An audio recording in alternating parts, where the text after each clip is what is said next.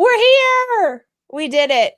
We are live, my friends. We're just having, I told you guys this was going to be a party, and we're basically having one backstage, having too much fun before coming to you. Also, we have a special guest that you all can't see. His name is Taco Cat, and he is right here. And every time I move my hand or microphone, he goes. So this is just going to be really interesting for the next hour because it is actually raining here in the Colorado Rockies, where it has basically been spring since Thanksgiving and summer since March 1st. Winter never arrived, except for now it's April Fool's Day. So it's going to be cold and rainy. And we have to cover all of our fruit trees that blossomed 1 month early.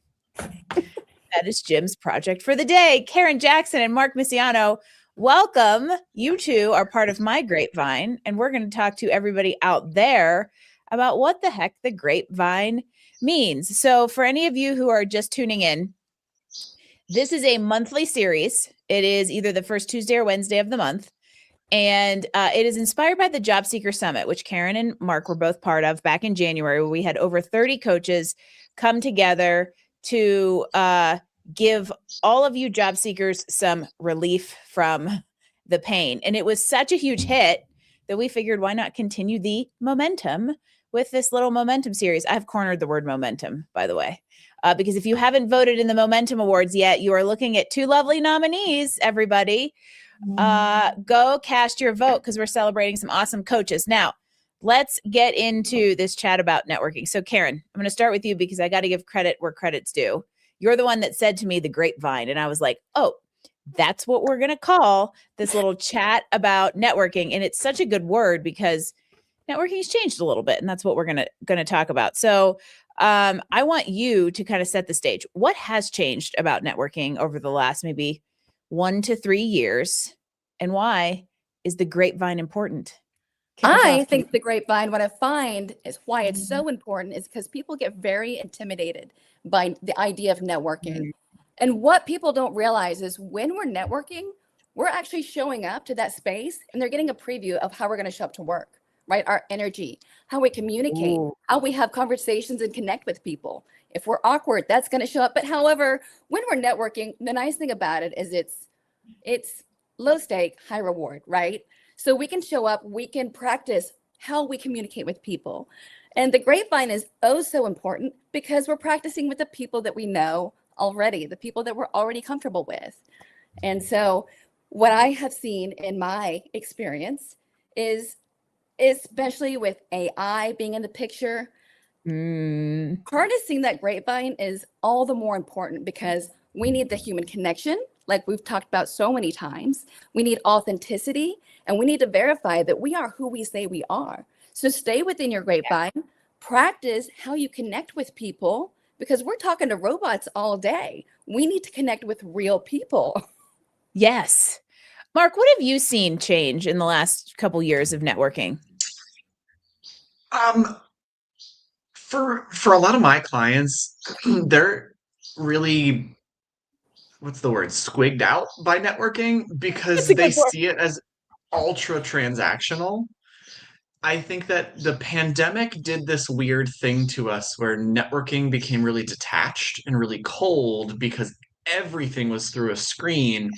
Yeah. And so we all just adopted this mentality that, like, well, you're not a person, you're just the other side of my screen. And so getting back to this idea that it's not transactional, that it's relational and it's human, and that that's a good thing, and that like we need to be authentic and genuine in that is like the space where people want to exist. And it's fascinating because I find that so many people are afraid to exist in that space but prefer to exist in that space. Like because I posted about this on LinkedIn yesterday. I was like, my LinkedIn profile is not a place for you to copy and paste my posts into ChatGPT and paste the response. I don't want that. Like, stop it. This is not the place to do that. If you want to have a conversation with me in my comments, awesome, but type it yourself. Right? Yes. Like, I don't want ChatGPT's thoughts on my post. I want yours. Luckily, side note, I think that the AI auto commenters have died off just ever so slightly because you're dead to me if you do that, by the way, because you ain't a human So and you don't annoying. want to connect with human. Last month I wore my human shirt. Today it's cold and rainy, so I'm not wearing the human shirt. But that to me is this comment. That is the common theme of what this grapevine even is. Because you guys all set this up perfectly with the fact that humans are more important now in hiring than ever. And it is so ironic that it is easier and more fun to connect with and talk to humans, even if you're an introvert, than to sit behind a computer and get rejected from a robot who's not even looking at your stuff, right? However, I think it's a feeling. It feels awkward, disingenuous, and self-serving. And what I'm hoping all of us do today is kind of break down that, not myth, but feeling, and give people some tools in kind of how to navigate this. Because before we get into that part, we're still kind of just clarifying some things. Because one thing I think, Karen, you said is that, the cold outreach on LinkedIn has gotten to be another bottleneck. Because Mark, I think what you just said is totally true.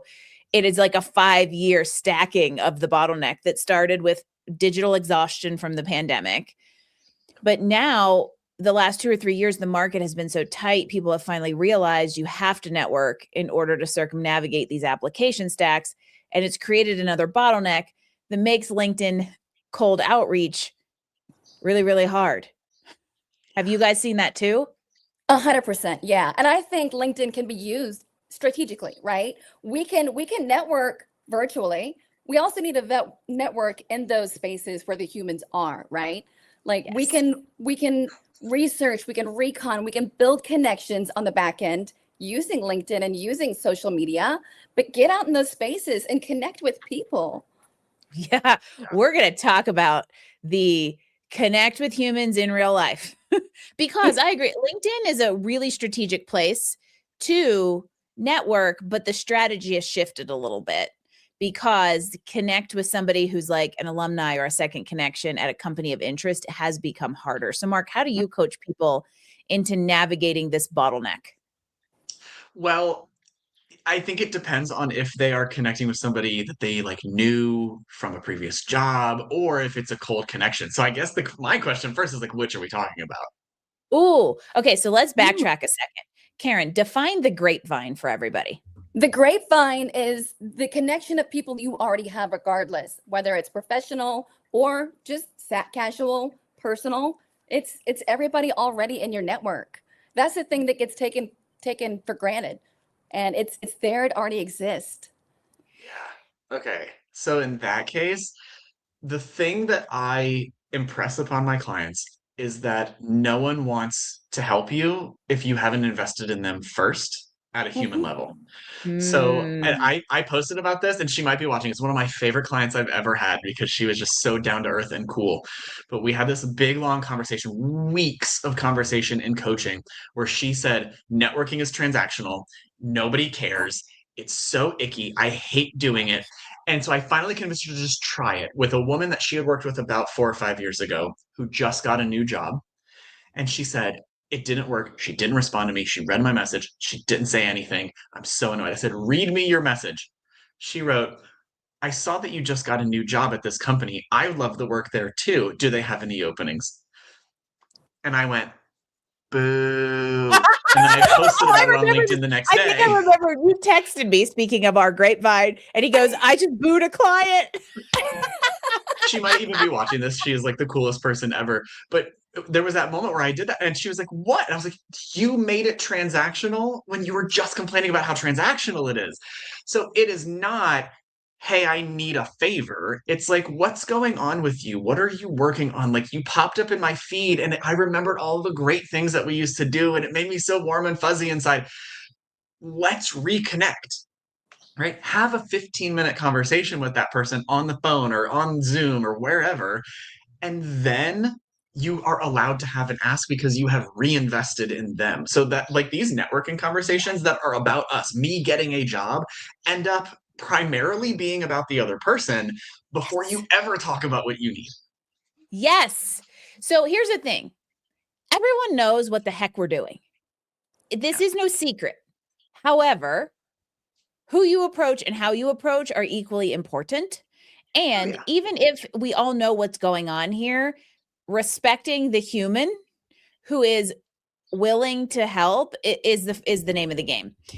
So I said to somebody, we all know I work with lots of engineers. The engineer would probably do something even buoyer than what you just said, Mark. Sorry, love you all, but you know, zeros and ones don't often lend to nuanced communication to dangle a carrot to get a response, right? And I was talking to somebody and he goes, yeah, well, I basically just, I send him a message, I send him my resume and I say, let me know if there's any openings. And I said, do you take a diamond ring in your pocket on a first date? Nice.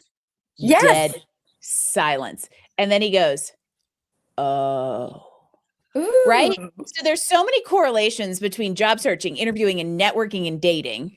Ooh, But it yes, helps, there for is. some reason, it psychologically helps to think about this in the correlation of a romantic partnership, because we're also familiar with that, right? Mhm. We know why we're all dating. Well, most of us know why we're all dating. It is to find a partner, right?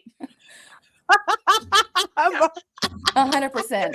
Present company excluded. However, we don't go into the situation with that direct ask right off the bat, or you're going to be freaking creepy and not worthy of a relationship. And so that turns over here, right?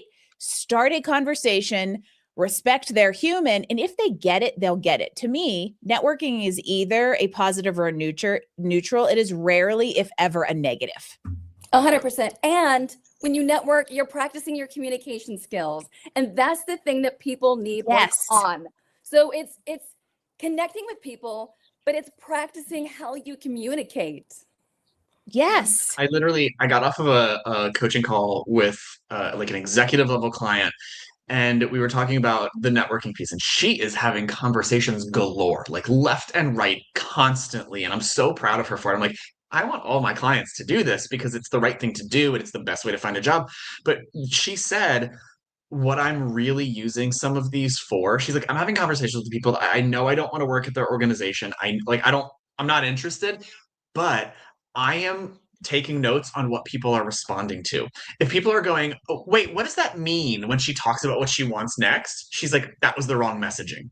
And she's refining her messaging using examples from real life networking. Oh, that's Ooh. smart. So these actually can be informational interviews.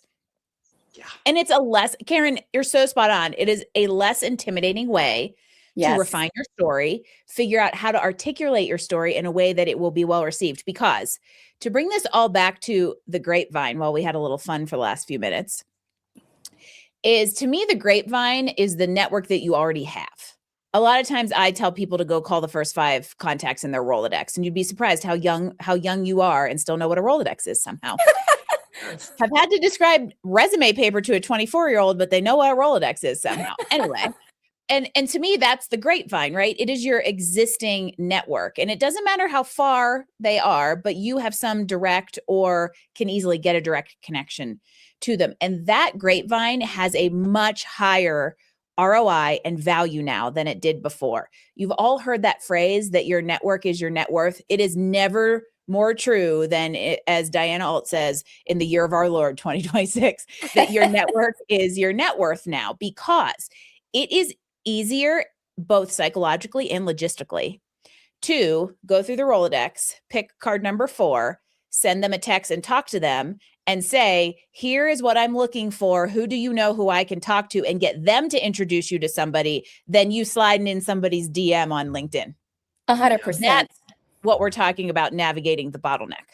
Yeah. Well, and Karen, you're really good at this. So I want to hear your advice on what you tell people, because I have had clients who go, for people who are in my network, I don't want to be a burden to them. Or Oh. make them feel obligated, or like, what if they don't have anything for me? They're going to feel bad.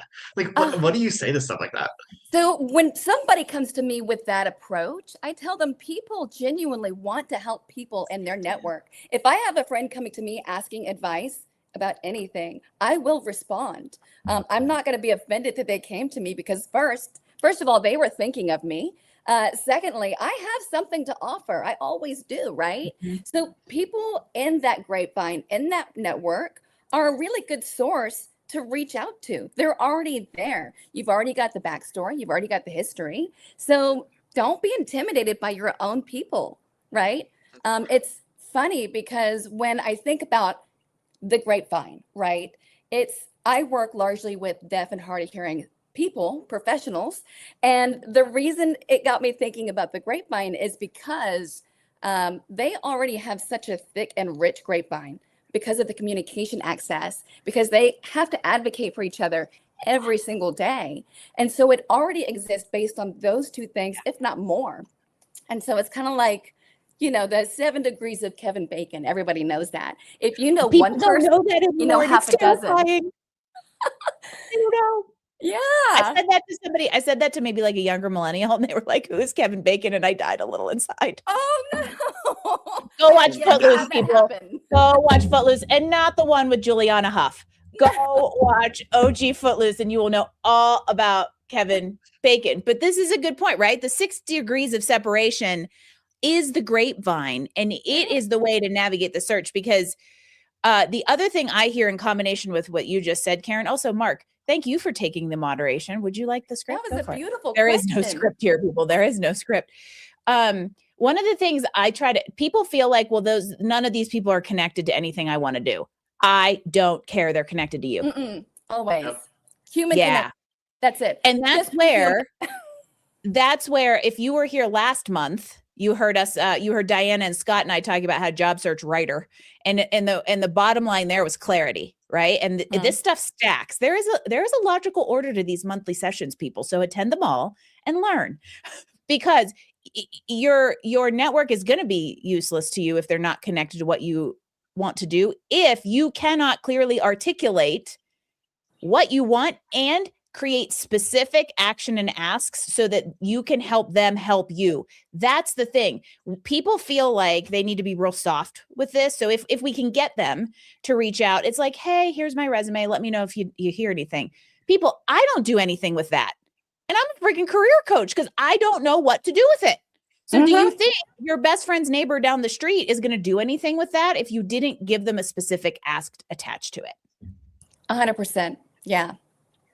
Basically, this is just my time to be on a soapbox with my friends. So how do you guys create specific asks? I would love to hear, Mark, let's start with you. If somebody out there has, let's say they want to change industries, but their network, their grapevine is currently in the current and past instead of the future. What's an example of an action or an ask they can put out to someone in their grapevine to get that help in a specific manner? Yeah. The clarity piece first, right? So as soon as you know what it is you want, if you can communicate that ultra succinctly so that it can be immediately repeated to somebody else. Yeah, 3 bullet points. 3 points. You walk in and you go, hey, I am leaving this industry. I want to make a change and I want to do blank. Is there anyone that I should be talking to? Is like it opens up the world to you when you say, is there anyone I should be talking to? And if you talk to the wrong person, is there anyone else you think I should be talking to? Like, it's just like, just ask for more introductions, because, and that's, where it vines out, right? Is like, there might be people peripherally related to you, but if you get that connection through, if I know Karen and Karen knows Angie and Angie can help me, when I say to Karen, is there anybody else I should be talking to? Oh, yeah, you should be talking to Angie because Karen knows exactly what I want because I've told her very clearly. And then the connection isn't like, hey, total stranger. It's, oh my gosh, we both love Karen so much. And let's chat about her for 2 minutes before we start talking about you and me. Yes. Have you ever seen the memes, Mark? I know you have because I send them to you on Instagram that say the best way to find a best friend is to have a common enemy. Ooh. This is kind of the same thing, right? The common enemy is the dumpster fire of a market. Go find friends who are either in it with you or want to help you through it. And then you have common ground to go back to what we talked about earlier, create or refresh a relationship that is about you seeing them as a human, asking them, how did you get here? What do you like about the company? What suggestions do you have for me? And then that will naturally turn to a conversation about you and what you're looking for. You've got to have your really succinct soundbite on here's what I'm looking for and here's how I think you can help. And get nuanced with this. One of the things I do with clients is I have them build a spreadsheet of the grapevine. I will even have them download their contacts from LinkedIn because you can do that. You can download the connections. You can't download the contact information. And we just go through it line by line. Who is this person? Where do they work? And how do you know them? So what's the nuanced level of messaging here? And what you find is when you go through that, there tends to be themes. And then you start to have like, your 3 to 5 carrots that you dangle as your opening message to maximize the chance of a response. Newsflash, that carrot rarely, if ever, has a resume attached to it, and rarely, if ever, is longer than 3 lines in the length that you can see in the pop-up of a LinkedIn message. Absolutely. There's Well, and you know what? Absolutely. Ratchet up your response rates too, even with people that you know. Ask a question. Humans Yes, this are is one of your wired to tricks. answer questions. So I do this every single time. You have 3 or 4 sentences, and the last one says, do you have 10 or 15 minutes on Friday to Yes, catch up? Question mark. specific. Humans hate ignoring questions. If you say I'd love to chat, I can ignore that all day. But Yes. do you have time to, with a question mark, increase your response rate like tenfold? It's crazy.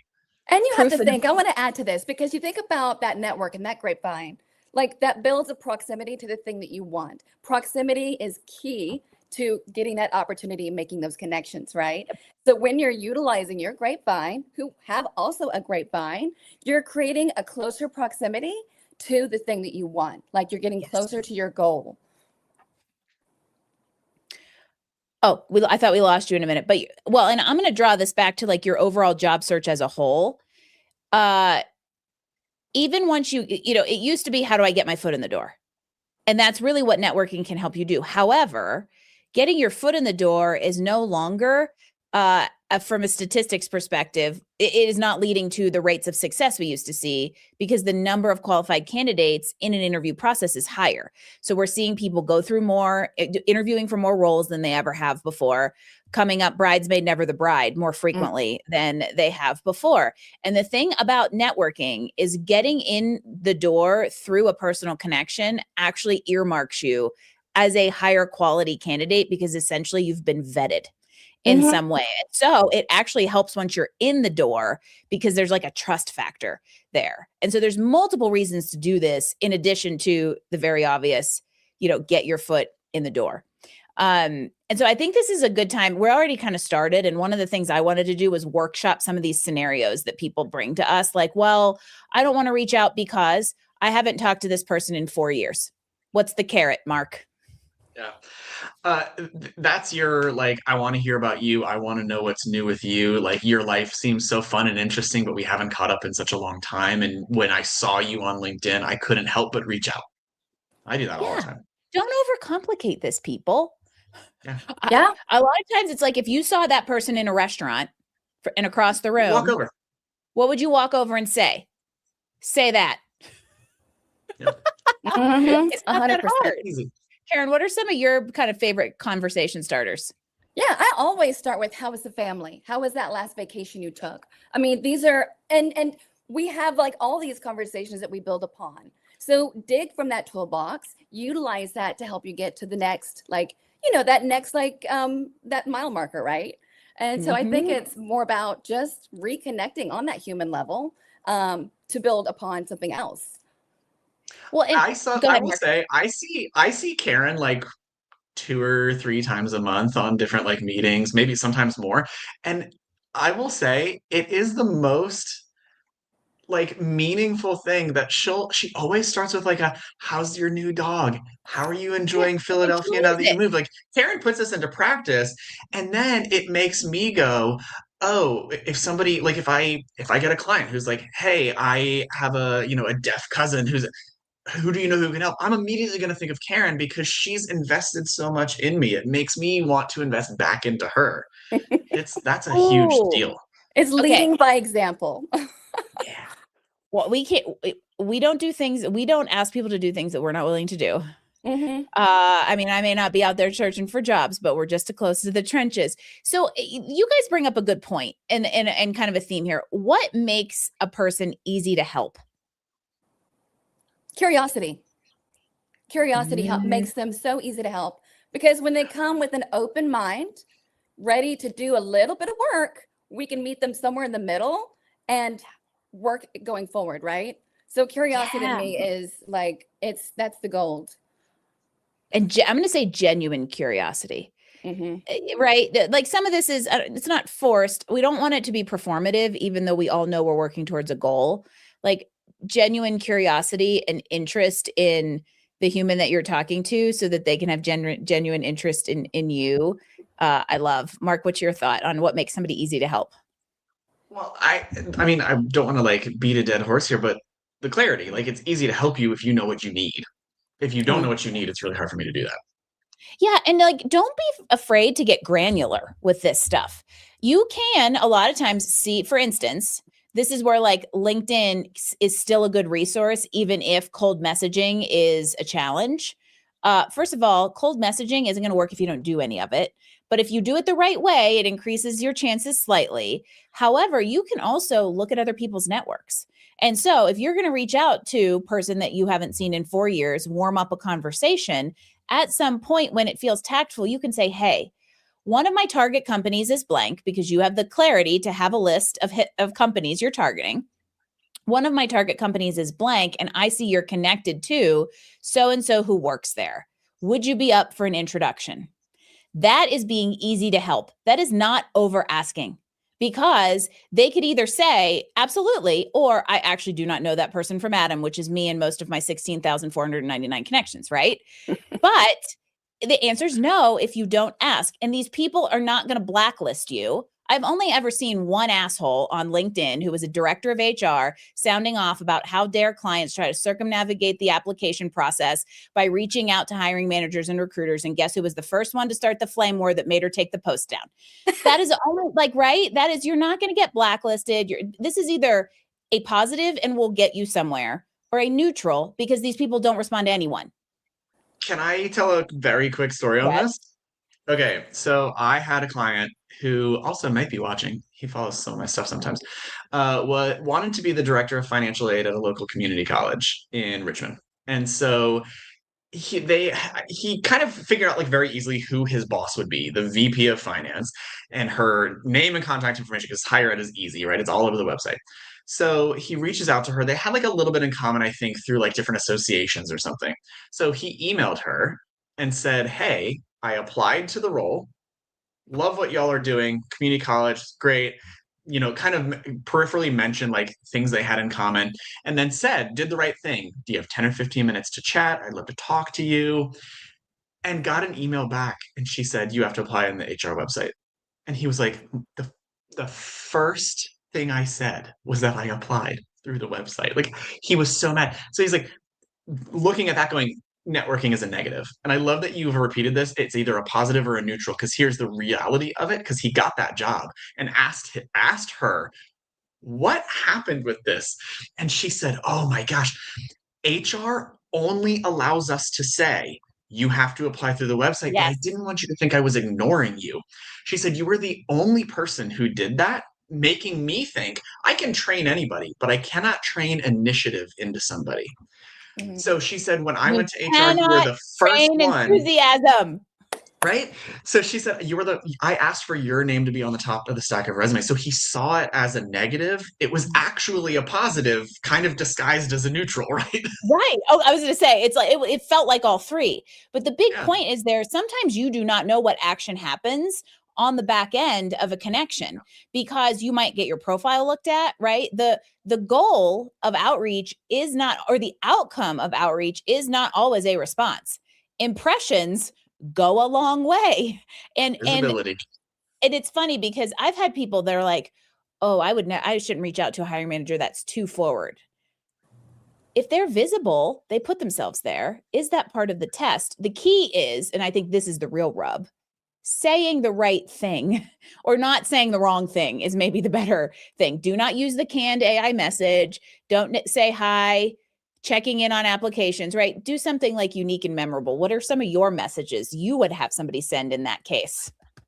100%. And when you think about it, when you utilize your network and your grapevine, your resume just becomes a logistical piece, right? It's there to support what you've already created. Like it's just that nice little piece of paper that outlines what you've done. So, I mean, that's usually what I tell my clients and my network of people is let that resume be the logistical piece. You know, get out, network, and make those connections. Yes. So if you had somebody, if you were reaching out to a hiring manager, or a client was reaching out to a hiring manager, what do they say that doesn't sound canned? Do you have a good one for This this? is, it's tough.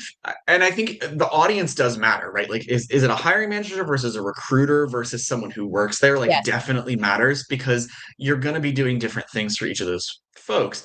If you are reaching out to on the recruiter side, somebody who has a decision of whether you get interviewed or not, no recruiter is taking a chance on you, and they don't want like a cutesy, funny little interest. No, you can Like be a more recruiter direct wants to be with like, a recruiter. I have these qualifications and have applied for this requisition number. Like, make it as easy as possible Period. for them to grab you and pull you.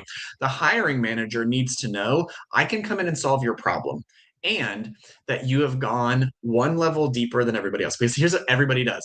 I see in the job description, or this aligns perfect. I hate when people do this. This aligns perfectly with my experience. It's like they have problems they need solved. So if you can even go a step deeper and go, hey, I applied for the job because I saw on this press release or from your CEO that you have this cool new initiative. I'm excited about being part of that. Do you have 10 or 15 minutes to chat? Right? Throw the question in there. If it's somebody who works there, it's, depending on how close you are, like, hey, what is it like? Is it cool? Seems pretty Yep. cool. I want to be cool like you. Right. And so you make the connection. So you can do it so many different ways, but you have to think about who is my audience, what matters to them, and what's going to get them to respond.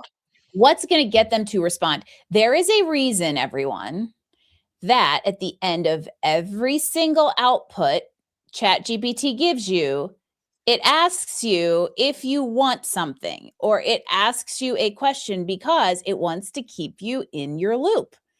That just is that is evidence to the fact of what Mark is saying is we can't help but answer a question. It's harder to ignore, right? Yeah, and with recruiters, really you can just be more direct. Yep, absolutely. But also expect a lower rate of response because they are getting hit a little bit more. And so now this takes us back to, I would say, tangential to networking. Karen, you alluded to something related to this. Is applying online even worth it right now?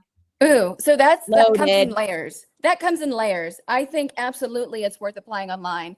Have connections, right? So if you have referrals within that industry, within that role, use the referral. And that's where I think using LinkedIn, even though it's a little colder, you can follow the company, understand what their ethics, what their core values are. Be ready to talk about those things. So do the research so that you understand how to position yourself, because then you can create that warmer connection on LinkedIn by engaging with their content, and then maybe meeting somebody and saying, hey, I met so-and-so, they said that this would be a great position for me. Then boom, that's a referral. Then if you follow up with the application, with an email, and say, hey, by the way, I met so-and-so, I sent in my application, I'd love to know what, if we can have a conversation about this. Okay, I'm gonna go opposite direction. Okay. I don't think I've ever disagreed with Karen about anything. I always say, no matter what, always go apply first, because you don't want to be caught in a situation where your network takes a couple of days to respond and suddenly that's gone. So Same. I am of the mind that, like, why, ducks in a You row, just saw get it. it out there, If you've got then do efficient all the things. materials and clarity, it should be easy and quick to just Right. fire it off. You're already there. Mhm. Yes. But there's so much to be said for that networking piece, right? And if you can have the conversation. Now, what I will say is the thing that Karen says to do is I do that for like the VPs and above, right? Like, go have the conversations first, and honestly, before there is a job posted, Oh, so that yes. they never have to post the job. I mean, that's Yes. ultimately the goal of the Grapevine, right? But the problem is it's a chicken and the egg, right? We will never have a comprehensive enough Grapevine to already have a deposit in the Karma Bank, because by the way, that's what we're doing when we're networking, is putting deposits in a Karma Bank. And then we are withdrawing them when it is time. However, we're never going to have a comprehensive Karma Bank that covers every single company we ever want. So there's a chicken and the egg situation where you proactively network at a hit list so that you can queue up as much of that, have as much money in the Karma Bank as possible. But then when you go find stuff online, you're going to see stuff that you wouldn't have seen otherwise that would either trigger somebody that's in the Grapevine or could be in the Grapevine that you wouldn't have known about. And you can then or you can retroactively try to find somebody in there. So it's kind of like working both levers at once. I am a fan of a diversified search where you put some time into all channels. The problem we have is people like to sit and be trigger happy on the apply button and avoid the networking at all costs. And that is something you cannot do. In fact, it should probably be the majority of your time. And online is kind of ancillary or to find opportunities to then activate someone in the Grapevine, but it kind of takes that well-rounded approach. And I agree, Mark. I tell people if you see something online you're interested in, do it, because statistics show that if you apply within 24 to 48 hours, you have a higher likelihood of a call. Just gonna say that, yeah. And so you're not creating the lag, but still enabling somebody in your network to retroactively support you. You know what, too, though, is interesting? Yes, if you apply within 24 to 48 hours, you have a higher statistical likelihood of landing that job. You know what I wonder, though, is the correlation causation thing here. I wonder if that is the case because people who are jumping on opportunities like that are better prepared, are working with a professional, are, you know what I mean? So that Thanks they for the can do commercial that. for all Or of us. like they know things are coming down the pipeline because they approach things with that, like, I'm going to network first and I'm going to talk to people first. Like, I wonder if it's not like, oh, I'm more likely to hire someone who applies early. I'm more likely to hire somebody who is so prepared that as soon as it popped up, you jumped on it. Bingo. Yeah. Yeah. And there's a lot to be said for, and I feel like Diana and Scott are both here in the audience, and they were with me last month when we did Job Search Writer. And it's so funny how everything we talk about comes back to that foundation of having a clear targets, pre-prepared aligned materials, and an effective search strategy that does not throw all the things at the wall. You got to throw a little at the wall, but you want to know what wall you're thrown at, right? And so it's the best way. You can be easy to help if you're prepared and if you're kind of like at the ready, which I think is so cool. I also want to take a quick aside. Karen mentioned follow-up, which we're actually going to make all of you hold off in suspense for, because next month's event is all about follow-up. And so I'll drop it in chat. Denise Bittler and Carolina Bustamante will be here on Cinco de Mayo. We got April Fools today and Cinco de Mayo. We'll have some taco cat and some tacos and some margaritas. We're going to talk about follow-up. Cinco de Mayo is also Taco Cat's 5th birthday. It's his golden year this year. When you got a cat named Taco and you don't know when he was born, but you think it was sometime in the spring, you might as well just make it May 5th. And so we're going to talk all about follow-up. So it's a great conversation to follow up on this one, because how do I follow up when somebody doesn't respond, when my Grapevine doesn't respond? How do I follow up when a recruiter or an interview process doesn't respond? So kind of arming all of you out there with lots of sound bites to enable this human to human interaction, because that to me is a lot of the reason why people don't do it. It's they don't know how, not that they don't want to. Mark, go ahead. Okay, you made me think of something. I deal with a lot of clients too who want to use that immediate network and are like, I reached out to them on LinkedIn, but they didn't. And I'm like, you have their phone number. Like, why are you, Yes. or I emailed them and I'm like, okay, number one, I learned this from Jay Carlisle last year at a conference. He said the average user, because he's like a LinkedIn HQ guy, Yep. the average user is on LinkedIn 22 minutes per month. Oh, yeah. Like, the likelihood of them responding to you is low. If it's a person you haven't talked to in a couple years and you don't have their number, like, LinkedIn sure does make sense. But then before I send a message, I go to their activity section. You can see every single thing anyone has ever done on LinkedIn. Reactions, comments, posts. I go to their reactions. If they haven't reacted to anything or posted in the last 6 months, why am I wasting my time on LinkedIn messaging them?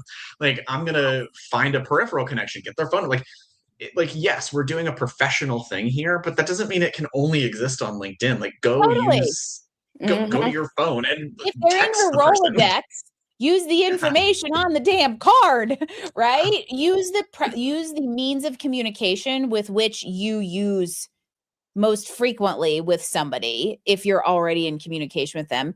LinkedIn is a great default if you can't, but I agree with you, Mark. That is a wasted in-mail message if they have not commented, posted, or liked something in more than like 4 to 6 months, if not even shorter. Here's a pro tip, everyone. You can a lot of times guess email addresses, because if you know the company URL, the email address is typically first name, first initial, last name, or first name dot last name @ Now, if they throw the middle initial in there, you're screwed. However, you can try to email them. I have had it work. You know what else? If you sign up for a website called mailscoop.io, it is an Ooh. email finding tool. You get a certain number of a month, and they are a career coaching business, so they will try to get you to like pay for a whole bunch of other stuff. And Disclaimer. it's like it's a lot of like AI stuff, Don't which pay us. is okay. But what I will say is Mailscoop will find with very solid accuracy people's email addresses, and it tells you how confident it is whether or not that's the right email address. I tried it Yep. for myself in my business, and it was 100% accurate. I've actually never had it tell me like this is I can't find it. Mm. Wow. Because Yeah. we are on the topic, I want to talk about AI, and then I want to talk about in-person networking. Let's just talk about two extremes. So you can also use, like, ChatGPT can deep research like recruiter firms. It can pull up email addresses at them. I would say it has a 50 to 60% accuracy rate. But there are more tools now to try to find networking avenues that are maybe fresher for the time being. Eventually people will figure it out, but the big thing here is don't not network because you don't know what to say. Figure out what to say so that you can network. And then I want to make a really important point. Once you start networking, do not stop. Because most people begin networking because they need to.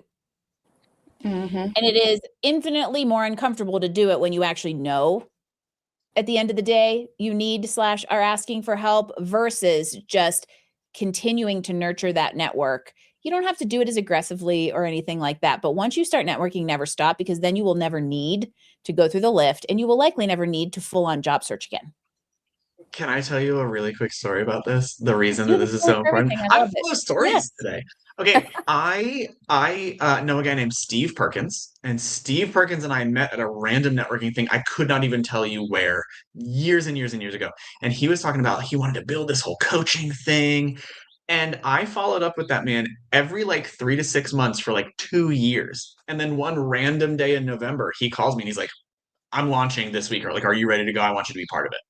And I made a bunch of money and got a whole bunch of referrals and worked with some really cool people because I nurtured this relationship over 2 straight years without ever thinking, like, I want this man to make me money, right? It was never about a job. It was, he was cool. We got along. Let's just stay in touch because we're kind of in the same space, and it's cool to talk to people who are interested in the same things I am. Mhm. And it turned out to be super lucrative to me in the long run, but that was never the intention. I networked for the sake of relationships. Yeah. You never know who you're going to meet and where it's going to go, which seems like a great time to talk about in-person networking. Please share your thoughts. Karen, start us off. Oh, 100%. Because I mean, we are so plugged in, especially since COVID, doing everything online. We've got so many different tools and assets to be able to work remotely. And so network, get out and meet people. It's really the thing I think that will differentiate our clients looking to job seek by stepping into those spaces. Going back to proximity, I always tell people, if you want to be a part of the decisions being made, be in the room where they're being made. Be in the room. Because you, by being there, be curious, right? Then ask questions. Be authentic. It's not about getting hired. It's just about being in the room. It's it's funny to ask the three of us a question about going to in-person events, because are there three more extreme extroverts in the career coaching space? I don't know. So all of us are like, yes, go be with people. Mark and I are about to go on our annual Thelma and Louise 10-day trip together. Yes. Of back-to-back events, if that proves our point. But one thing and Mark, I want to hear your thoughts on the in-person event, but I want to say something I say to a lot of clients that helps make sense. The idea of networking, whether it's through your Grapevine, on LinkedIn, in networking events, or whatever it is really all part of this amorphous blob of yarn.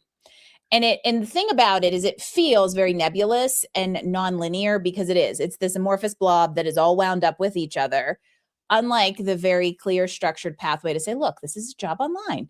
If I apply, a recruiter will call me, versus why am I doing this? What's this amorphous blob that you don't quite know what you're doing with until somebody goes ching, ching, and pulls on each end of the twine, and it unravels. And you're like, oh, that's where all of this was leading. You just have to trust somebody will eventually pull on the two ends of the twine, and it will unravel into clarity, because it will lead to a better result. You will have knitted yourself a better sweater at the end of the day. Mark, thoughts on in-person networking? I love it with my whole heart, but also I could talk to anyone about anything for any length of time. So like it's like it's not All three of fair us to could talk a rat approach. to death if we had the right topic. Yeah. No doubt. It is not fair to approach networking from exclusively like an outgoing, extroverted person's point of view, because most of my clients are not that. Even the ones who are like maybe outgoing, who can jump into conversations, are still introverted and get exhausted by this idea. So Yeah. I tell people a couple of things.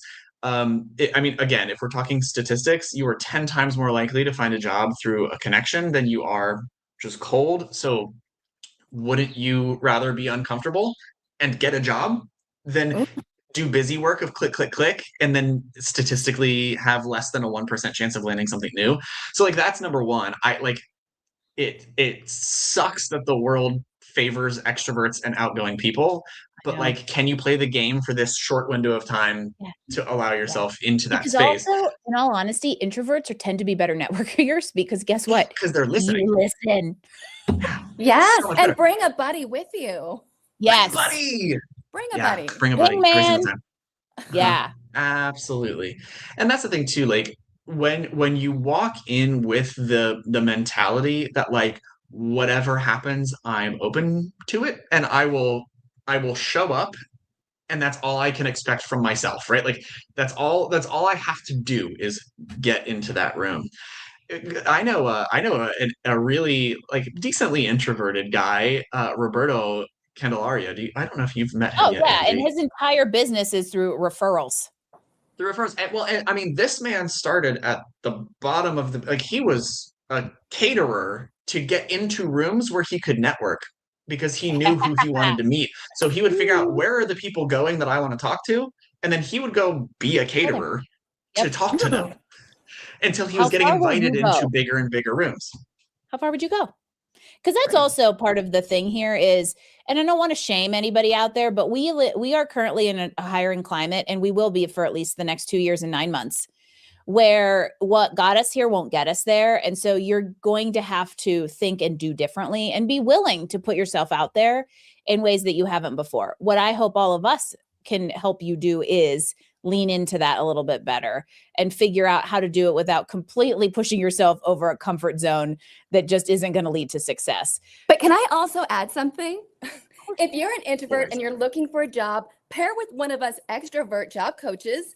We will get you there. Our energy will, it's a catalyst for amazing things. Yes. Don't do this alone is the big thing. And that's why, to go back as we kind of wind things down, I have a last question for the two of you. So get ready. I have a 2-part last question for each of you. One of the things that really came out of the Job Seeker Summit and the giant response we had to it was the fact that this is challenging and people need to be with people while you're doing it. And so don't do this alone. Whether you're paying somebody, whether you have a never search alone job search cohort that's of mixed personalities, right? The big thing here is this is not something that you want to do solo, because we are no longer in the days of 6-week job searches, right? This is constant, methodical effort. There are going to be rejections. There's going to be final rounds you don't get an offer from. And so build a support system to help you through the gauntlet, the marathon that is the gauntlet, right? Because there's no sprint option kind of anymore. And so on that note, Mark, I'm going to start with you. What is one thing that you wish job seekers would stop doing and start doing? It could be network specific or anything. This is just open forum. Ooh, start doing and stop doing. Okay. I'm gonna start with stop Red doing. light, green light. It's your favorite exercise. I want people to stop. Okay, I'm gonna go back to the AI thing. Please stop assuming that AI is going to be your savior in all of this job search. Like, I mean, I'm having people prepare for video interviews by having ChatGPT script answers for them, and then they're wondering while they're sitting there re-recording it 30 times. Well, it's because that wasn't your thought. It wasn't you. It doesn't feel natural. Like writing your resume, and like, forgive me, Donna, my mom, if you're listening to this, plug Hi, your ears, Mom. but like shit in, shit out, right? So like if I put shit into ChatGPT, it doesn't know me. It's not asking me questions. It's not getting to learn my voice and my story. It's something like ChatGPT is built to do is to give you the most commonly acceptable next words that it thinks you want to hear. Yep. It doesn't have the Even if ability you to tell it, differentiate don't you. tell me what you think I want to hear. It is only going to reduce the sycophancy by maybe 15%. So please just use your own brain. Your brain is what got you to where you are today. It will be the thing Yes. that will get you where you want to go. AI So is an that's a thing enablement tool, not a replacement. So stop thinking of it that way. It's a great piece of advice. I wish people would think of it as like a cure for like blank page syndrome, and then you Yes. take it and run from there. Anyway, I could talk about that forever, but That's I won't. an hour. That's an hour sound off right there. Yeah, so that's something to stop doing. Something to start doing. Well, like not to be too cliche about it, but like start networking more. Like it's all about connections. The people that I know who are the most successful in job searches right now are not wasting their time with 300 applications. I see so many job seekers. I applied to 300 jobs and I haven't heard anything. You clicked quick apply 300 times. You didn't job search, right? So networking is job searching. And like you made a Yes. lot of busy work for yourself, Yes. but did you do anything? Probably not, right? So Reframe it. We have to reframe how you think about what the job search is and how you execute it, and the networking part is going to be central to it. A good resume is not going to get you where you want to be. It's the Resume is not a magic bullet anymore, which is also why AI is not a replacement because it can't even write you a good one. But I love this idea of all of you need to reframe the what a job search is, and networking is a job search. Is a great line. All right, Karen, what do you think everyone needs to stop doing, and then what do they need to start doing? Okay, I think the thing that people need to stop doing is thinking of themselves as a task, as doing tasks. People need to start looking at the bigger picture. I always tell my clients, let's talk about your professional narrative, your professional identity. How do you show up in these spaces? What problems have you solved? What are the biggest projects that you've taken on that are just, you want people to know? Let's talk about the aha moments you had at work. So let's talk about the big picture, not I sat at a desk, I printed things, I did this and that. It needs to be this big scope project that people need to showcase and talk about and get excited and enthusiastic. Because if you put it into chat, it's going to give you task. If you bring in your personal, professional story, it's going to give you a whole overall picture of what you've done. Yep. That's my biggest advice, most common conversation. Angie, was it you and I that sent the video, one of us to the other, that was like, what do you do for a living? I do meeting. I do email. That's really how people think about themselves. So Karen, that's like a beautiful way of putting that. Stop You are diminishing not a or list of diluting tasks. your experience to a list of tasks, because even if you are in a task-based role, those tasks have stacked to some sort of outcome that impacted either a person, a team, or a business. Yeah, because when I see somebody's resume, when I'm talking to somebody, I want to see the colors. I want to see the beauty. I want to see the imperfection. I want to see the outcome. Yeah. Okay, so that's what we need to stop doing. Stop diminishing ourselves. Exactly. What do we need to start doing? Yeah, leaning into our authentic selves, right? That stole my answer. Human side of who we are, that imperfection, that how we are we quirky, are we awkward when we show up, but do it and just be yourself. Be okay with it. That's it. I always sometimes I ask a question so that I can also answer it, but I'm the host, so I get to do whatever I want. And I'm sitting here thinking, like, what are my answers to this question? And literally it is stop trying to be like everybody else and own what makes you different and authentic. Because one, we're in this climate where a company can search out a unicorn and then typically they hire their unicorn, which is also why it takes a while for your unicorn to find the unicorn. But the outcome I'm seeing is really good fits. You got to wait a while to get there, but really good fits. And so if you know what kind of unicorn you are, you can find the company seeking that unique ability, but you got to own it instead of diluting yourself, like Karen said. And then there's also the AI factor there. I feel like, and this is, I talk about this so much in so many different places that I feel like everyone has heard it from me 12,000 times, but AI is forcing us into more human connection. And it started with the digital age, and now AI has exacerbated the need for real, authentic, genuine human connection. And so don't mask it and don't put yourself behind an AI sea of sameness because you think that's what's going to help you get the job. Step out, own your skills and your differentiators and lean into the network that can actually help you job search. There you The go. Grapevine. The Grapevine. How's that for Yeah, I'm full not gonna circle? lie. I am 100% stealing quotes from you, Karen. So many of these I'm like, I should say that when I'm coaching people. This is so good. You guys Yeah. are absolutely the catalyst to help me get to even this point. I've worked in this industry for such a long time, but great minds really, really are a catalyst for just creating this kind of conversation. So you guys, Mark and Angie, are both absolutely incredible. The love fest. We're going to go have one offline now that we're going to end this stream. But to everybody out there, this is what your grapevine looks like. Find it, lean into it, nurture it, never stop, because it infinitely makes your job search and your career development a million times easier and more fun because you're not alone. You don't have to go through the awkward lift if you keep doing it. And it means you get to do great work with great people. So how's that to end the grapevine, everybody? Networking is job searching. That's the win one-liner of the day for me. So I hope all of you have gotten something out of this. Please connect with Mark, Karen, and I here on LinkedIn. Reach out to us if there's something you want to follow up on or we can support. And join us on Cinco de Mayo as we follow up on how to follow up on networking. I'll see you next month, everybody. Job search well.